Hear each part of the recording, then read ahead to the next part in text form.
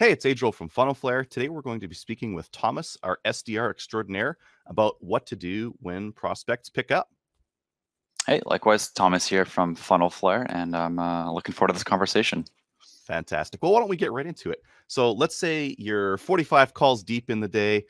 Prospect finally picks up the phone. Now what? How do you get in the right frame of mind, get from the dialing and get to the talking, and how do you get that call to be successful?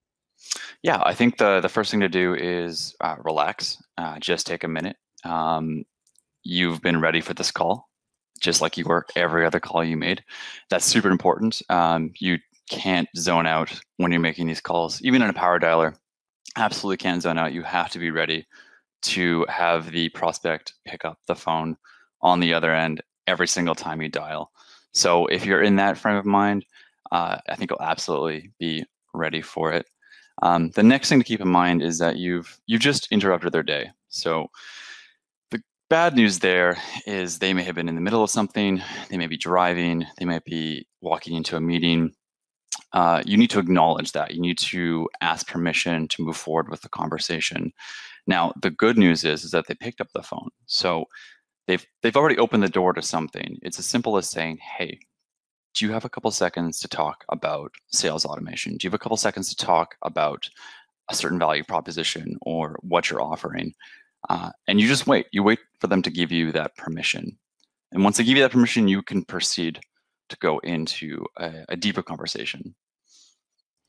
Yeah, I like that. I like that, getting permission from them off the hop, because it's a little bit presumptive, I guess, to just call someone up and demand the time. So asking for the permission is a great tip there. And you can really frame it as a straightforward question, right? It doesn't have to be right to the sort of nitty gritty or the deep detail of what you want to talk about. It can be as simple as, do you have time now or should I call back later? That's the form. Do you have time now or should I call back later?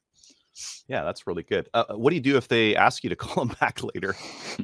Yeah, so in that instance, that's awesome, right? You can't live or die by every phone call. So take that callback, that request for a callback later, and try and set a finite time on it. So again, keep it really simple. Hey, that's awesome. Thanks for letting me know. I appreciate that you're busy. Can I call you tomorrow, right? Tomorrow morning, tomorrow afternoon. Set a finite time frame so that they're expecting your call tomorrow, so that they know, hey, Thomas from Funnel Flare is going to be calling me tomorrow.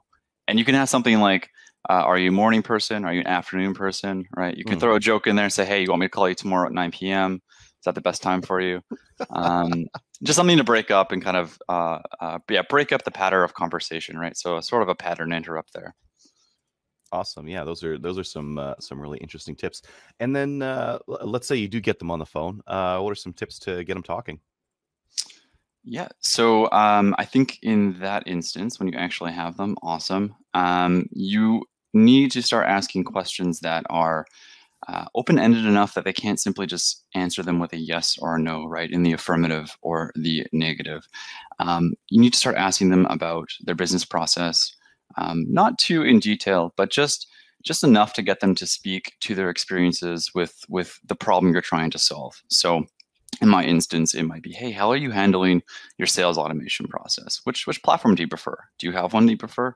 What is your sales team like to use right now? How have you found that solution? Is that working for you, right? Sometimes that can lead to awkward moments where you might end up in a situation where you just asked a question that can be answered easily with a yes or a no. That's okay. Just let the silence kind of hang there for a second. Let them think about that. Let them try and fill you in on the detail. Yeah, I really like using silence in sales to whether it be when you want them to talk, or the one I really like to is when I drop the price on customers. I really like using silence to kind of get them to take the next move. And I guess it would really work really well when you're trying to get them to talk about their business or talk about how they solve a particular problem in their business currently. Yeah.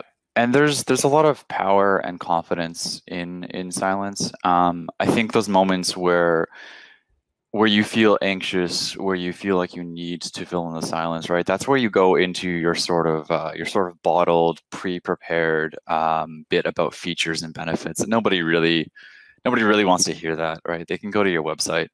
Yeah. And again, I think in that moment when you're kind of embodying a certain kind of silence, you can really prepare yourself to actively listen. So often the rejections or the maybes that we get aren't really there for the reasons that they've made explicit, right? That the prospect has made explicit.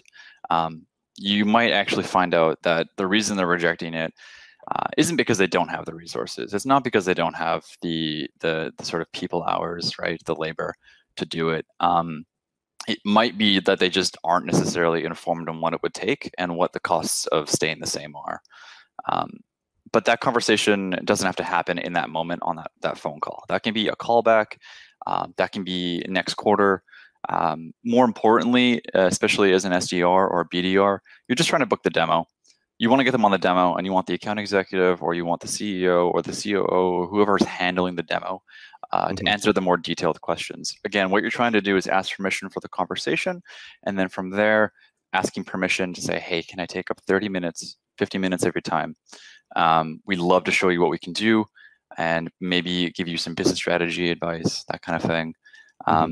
Make the conversation about what you can offer in that demonstration, rather than, again, just rattling off endlessly features and benefits and trying to like stab in the dark to guess what their problem actually is. You don't know why they don't like SharpSpring, right? You can start to ask questions to get a sense about it, but typically people will have some walls up, will be kind of guarded.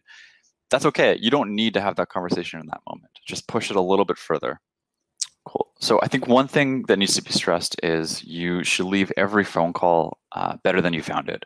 Whether that call was with the gatekeeper or whether that call was with just the decision maker, and whether that call went forward with a demo or not, leave that phone call, that conversation with another human being better than you found it. So you've got to find a comfortable middle ground between being completely unattached to the outcome, but not aloof. Don't get frustrated.